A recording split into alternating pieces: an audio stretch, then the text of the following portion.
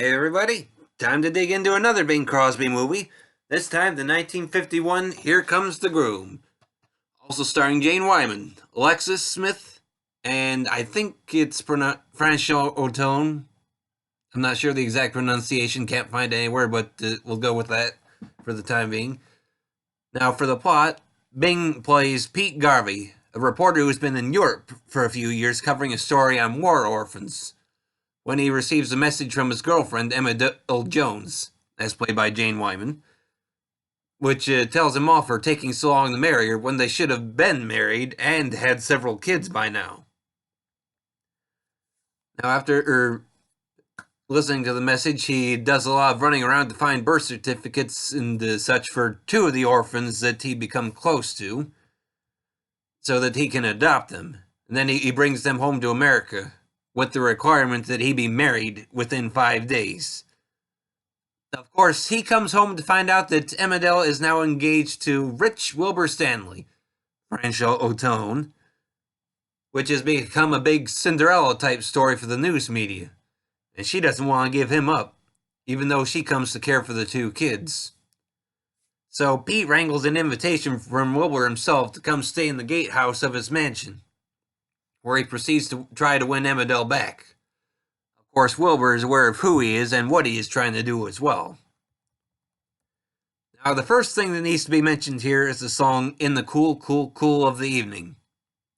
The song won the Oscar that year and turned out to be the fourth and final song to do so that was sung by Bing Crosby. Now, this song needs to be mentioned because it is one of those that, if you can't stand it, then you will have a much harder time enjoying this movie. I say that because, besides getting a full moment as a musical number, it is also a song that many of the characters are humming and singing throughout the movie. Especially since, as we learned early, for both Pete and Emmerdale, they always leave him singing.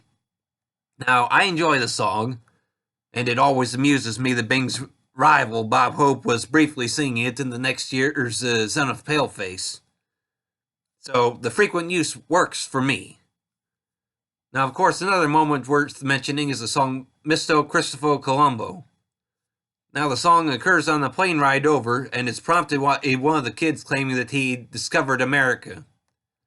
Now, of course, Bing starts in singing, and they have a few other stars from that time frame making cameo appearances, including Louis Armstrong, Phil Harris, and Bing's Road Movies co-star Dorothy Lamour. Now, as a whole, this movie is one that I do enjoy.